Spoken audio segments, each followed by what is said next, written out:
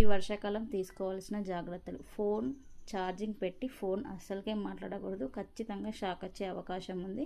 Fridge దగ్గరికి పిల్లల్ని అస్సలకే పోనీయద్దు. ఈ వర్షాకాలం ఎర్త్ వస్తుంది కాబట్టి పిల్లల్ని అయితే జాగ్రత్తగా చూసుకోండి. ఇంకోటి, మనం వాటర్ హీటర్ పెట్టినప్పుడు ఇంతకుముందు షాప్స్లలో ఈ వాటర్ హీటర్ వాటర్లో ఉన్నా కానీ షాక్ రాదు అని చెప్పి అమ్ముతున్నారు.